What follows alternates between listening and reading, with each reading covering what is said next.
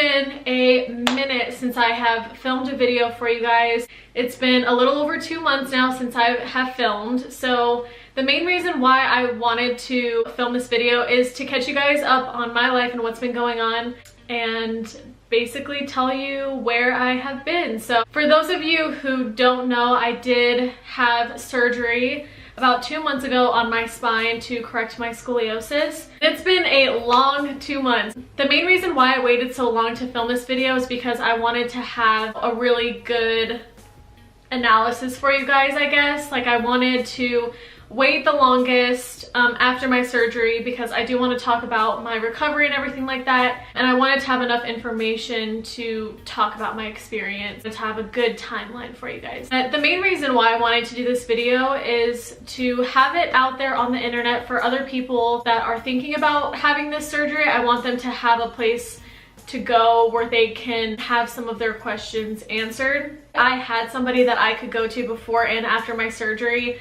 to talk about all this stuff, because I had a friend from high school that had this surgery done, so I was able to talk with her and hear about her experience and ask her questions and get her feedback. But had it not been for her, I would have been totally in the dark about this whole thing. I would have probably been really confused and really stressed out.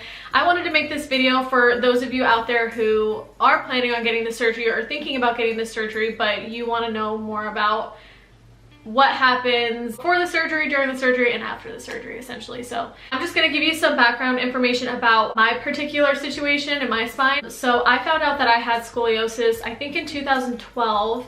It was my freshman year of high school, and I needed to get a sports physical. So I went to get the sports physical, and the nurse saw that my spine was curved and it was irregularly shaped. So she had me go see a specialist for it. I went to go see the specialist and I got x-rays done. And at the time that I got those x-rays, they came back. I obviously had scoliosis, and my degree for my spine was about 48 degrees. Well, at the time, they basically told me that I was too far along in my curve, that I didn't apply for the brace, which is basically a non-surgical way of fixing scoliosis. They basically told me, as long as you're not having pain, you can live with this degree for the rest of your life with no issues. So at the time I was like, okay, great, I'm not getting the surgery because that seems like a really big deal. So I didn't want to get the surgery. So I basically waited for 6 years because I started to have pain about 8 months ago, and it started to scare me a little bit. So I went to a different specialist and I had new x-rays done, and the new x-rays came back at 55 degrees, I believe.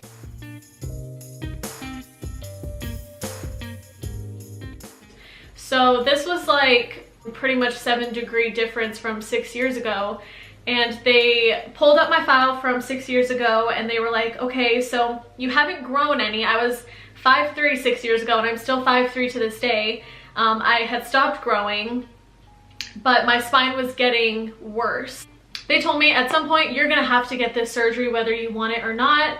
But they gave me the option. They said you don't have to do it now, but if now is a good time, then obviously we recommend it because you're young, you'll recover faster, and then you can just put this behind you and not have to worry about it for the rest of your life. So I decided that, you know, the pros outweighed the cons, and I needed to get this surgery and I needed to do it as soon as possible. So I took a whole semester off of school. I did my research on different surgeons and different doctors. That's one of the main things I recommend, is doing your research, because it will make a difference. And it is a tough surgery. It's a big deal. I ended up finding somebody. I'm not going to go really into depth about him and my experience with him because obviously everyone is going to have a different surgeon. I did see Dr. Michael Chang.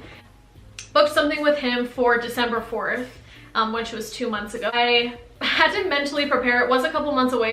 They did tell me I was going to be on a pretty strict diet after. I was going to be on a liquid diet for a few days and then just, you know, eating pretty clean after that, so that my body has the nutrients it needs to recover as fast as possible. So my biggest question was, how can I prepare for this? So the advice that I could give to you and what I did before my surgery, I tried to eat healthy the whole week before my surgery. I just wanted to cleanse out my body of any toxic things that might have been in my body. I wanted to try and rid that before my surgery. I drank a lot of lemon water and just a lot of water in general. I tried to eat pretty clean a few days before, you know, leading up to the surgery, just to prepare my body. And then as far as like material things to prepare for it, I did get 2 body pillows. That was one of the things that my friend told me to get. She said it helped a lot with her surgery, so they want you to have a lot of support. So I have 2 pillows right here to kind of show you. So I would have 2 of them, like when I would lay down, and I would have, you know, if I was on my side, I'd have one that I would be able to kind of like cuddle up with and put my arms and legs over, and the other one I put against my back as support. And they do teach you this in the hospital as well, kind of different ways to be comfortable and help support. They didn't really tell me to get a body pillow, but it definitely made a really big difference once I was at home. So I definitely recommend doing that. Other than that, there's really no other way you can prepare for it. I think mentally preparing is the best thing you can do, and knowing that, you know, after the surgery, it is going to be a long, hard recovery, but not to get down on yourself, because you will get through it. So that brings me to the next part of this video. So the day of surgery, I honestly couldn't tell you too much. I don't really remember that much of it, not because it was 2 months ago, but because they hook you up to so many different things that, like, at least for me, made me not remember anything. Like, I think I was on like morphine and a bunch of other things. I do remember they were hooking me up to everything, and they gave me a calming medicine before they actually like rolled me back into surgery, because like the hour leading up to surgery, when you're laying in bed, you're getting hooked up to everything. It's a really overwhelming kind of experience. You're meeting all your different doctors, like the anesthesiologist and the surgeon, and all these different people are coming in and introducing themselves, and it's really overwhelming. A couple minutes before the surgery, they do give you a calming medication before they actually wheel you back to the room, and that helped a lot. It literally made all my worries go away. Everything was in like slow motion, and I didn't have a care in the world at that moment when they gave me the calming medicine. And that went through the IV as well. That's the one thing that I remember, is having kind of a little bit of anxiety before going into surgery, and then having them give me that, and I was just like loving life at that point. So they wheeled me back to surgery. I can't remember anything after that. Obviously, I was under anesthesia, and then the next thing I remember is waking up and like being overwhelmed with emotions. I was also really terrified that I was gonna wake up from surgery and be in like excruciating pain from them basically ripping my back open. I woke up and I think the morphine was still running through me. My whole body felt numb, but I felt extremely emotional for some reason. Like, I was just crying, like bawling my eyes out, apologizing to all the nurses. I'm like, I'm sorry, I don't know why I'm crying, and they all said it was normal. So my experience waking up was quite smooth. I don't know if I was just so happy or something that I just was like crying. I was in the hospital for 5 nights, I believe. I still honestly couldn't tell you really too much about that experience, which I think is a good and bad thing, because if you're planning on doing this surgery, just know that it's not bad enough to where you're gonna be like traumatized for life, because I honestly can't really remember it. I do remember the nights being really difficult, because every 2 hours they have to come in and turn you to either your back or your other side.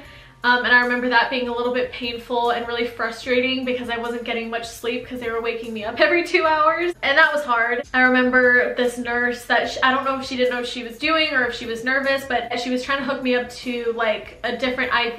I think I was dehydrated, so she was trying to put like a pretty big needle in one of my veins, and I actually still have a scar from it.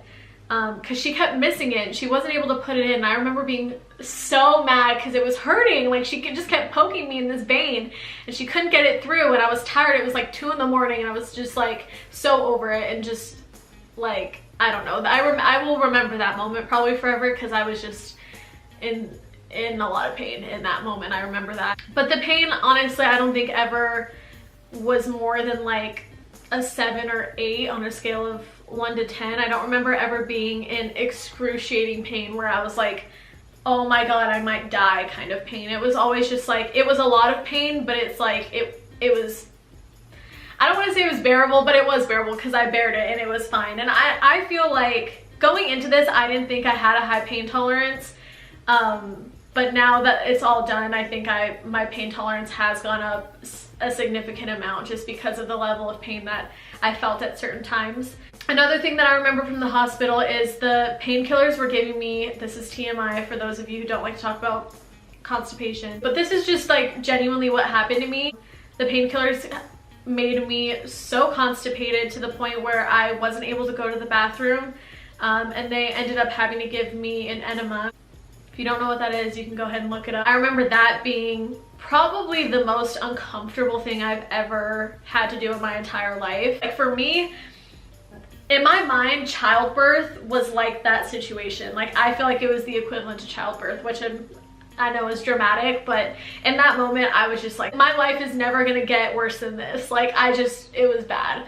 But I'm also really dramatic, so and not everyone has to get an enema. I'm not saying that you will. I think the painkillers just really hit my system hard. Other than that, a lot of questions that I had of being in the hospital was like, you know, what am I gonna do on a daily basis? I laid in bed every day. I think I watched TV, but I'm almost positive I slept for probably 75% of my time in the hospital was me sleeping and trying to recover. I didn't walk at all the first day. They didn't ask me to walk. They just wanted me to kind of lay down and rest. And then after the first day, they did have me get up and walk. And I do have some videos of that. I'll try and insert them if I can. So when you stand, pick one hand to push from the bed. There you go. Okay. Wow. And we're just going to stand here. Deep breaths.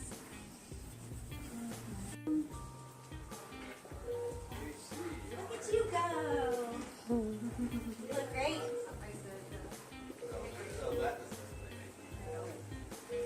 You okay?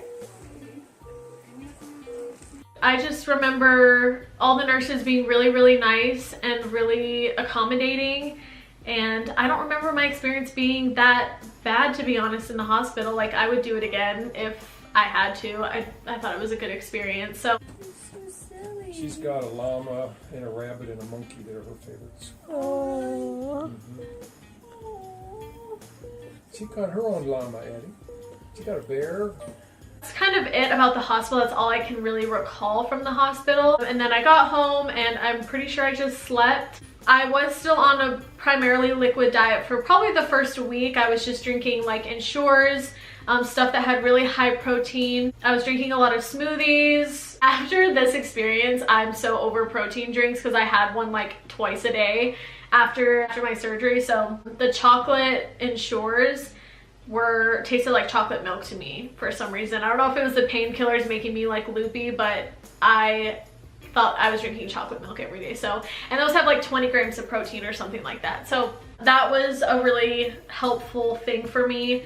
I can't honestly remember the first week of me even being home because I think I was taking painkillers and they were high painkillers. I didn't feel much of anything. The only time that I remember feeling a lot of pain was at night, and in the middle of the night, waking up and trying to turn over. I needed help sometimes. I didn't really get too much sleep, but enough to where I wasn't going crazy like I felt like I was in the hospital from not getting any sleep. It was kind of just the same routine every day after that. I obviously, you know, wasn't going to work. I wasn't driving or anything like that. So it was just, you know, wake up, try and get as much nutrition as I could, even though the painkillers were making me have no appetite at all. I ended up losing a little over 15 pounds throughout this whole experience, which was kind of scary for me because those of you who know me, I went into the surgery only being like 115. I mean, I have gained some of that weight back now, which is good, but I think the biggest thing that I can tell you is to make sure that you have a good support system around you during this time. If you live alone, I definitely would suggest asking a family member or a friend to take some time off to stay with you because there's a lot of things that I couldn't do by myself. My mom had to help me wash my hair. I couldn't really lift my hands over my head very much. I could shower alone, but I didn't really want to. Like there was a few days that I didn't, you know, shower at all. But washing my hair I definitely could not have done on my own even if I wanted to. So having someone around just to help you with those things and to help you get up and walk, even though you'll have a walker with you, it's just nice to have somebody there to help you do stuff. And I had my mom and my grandma with me. You know, I could not have done half the things that I wanted to without them. Definitely have somebody with you at home, at least for the first like 2 weeks. The constipation still was pretty bad. I was taking stool softeners and drinking all these different drinks, but the constipation continued, and I ended up having to do a couple different at-home enemas, a couple suppositories.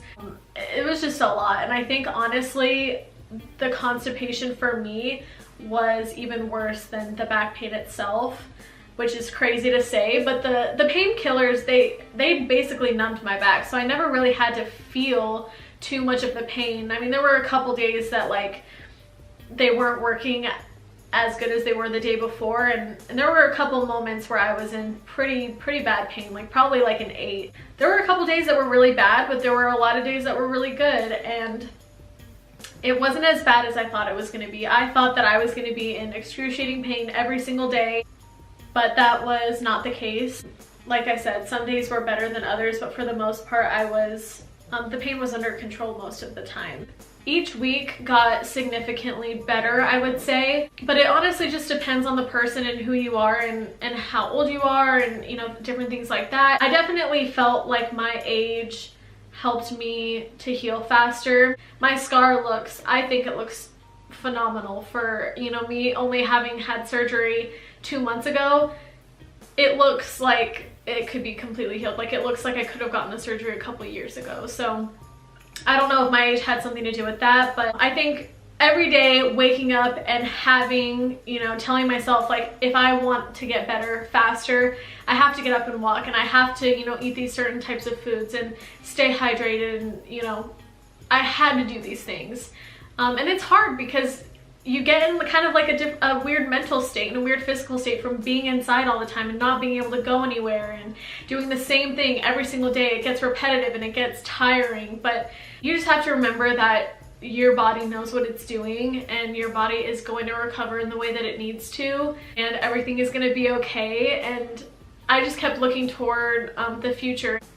I would be like, oh, in 2 months I'm going to be almost, you know, I'm gonna feel fully recovered, and now I'm sitting here 2 months later and I do feel fully recovered. The only thing is that when I was constipated, I did actually tear a muscle from straining so hard, so now I am dealing with that. But it's been 2 months. I've been in physical therapy for about 2 weeks now. So I think that usually after your 6-week post-op is when they will suggest that you start doing physical therapy about 3 times a week. So I'm doing that right now.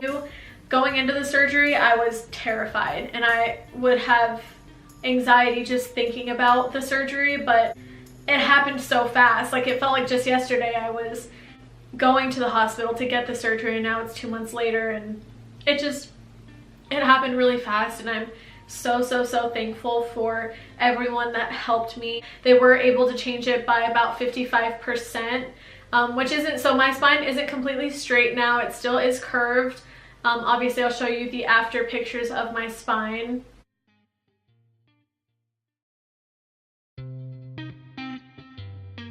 It is still curved towards the bottom, but you know, I talked to my surgeon about it, and we decided not to do it all the way down. They could have if they wanted to, but obviously we chose not to do it all the way down to this bottom, just because I wanted to still have good range of motion, and having, you know, rods and screws all the way up and down your spine allows you to not have very much range of motion. So they took titanium rods and screws, and they basically pushed my spine back to, you know, vertical length, and then they bolted the rods and screws up against my spine so that it stays there. And bending over definitely still hurts. I can't really bend over that much. I have to kind of keep the part of my back that was fused, I have to keep that straight, but since the bottom of my back still can turn, I do have that range of motion where I can bend down and get things. I just have to keep the fused part straight.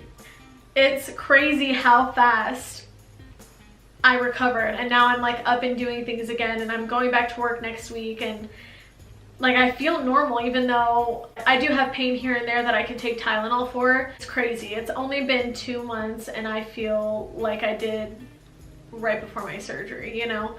It was a great experience. Like I said, if you are wanting to do it, I highly recommend it. It is worth it. If any of you have any other questions about my surgery, please leave them in the comments. I will answer all questions regarding the surgery, whether you're getting it or not, or if you're just curious to know. Look, I want to share my experience with people. I want people to feel as comfortable as I did going into the surgery and kind of knowing everything that they needed to know. I know I didn't touch on every single detail, but I wanted to touch on the biggest things and the things that I think I was the most worried about. And I think I did touch on those, but maybe I missed some stuff. So like I said, leave them in the comments and I will answer them for you.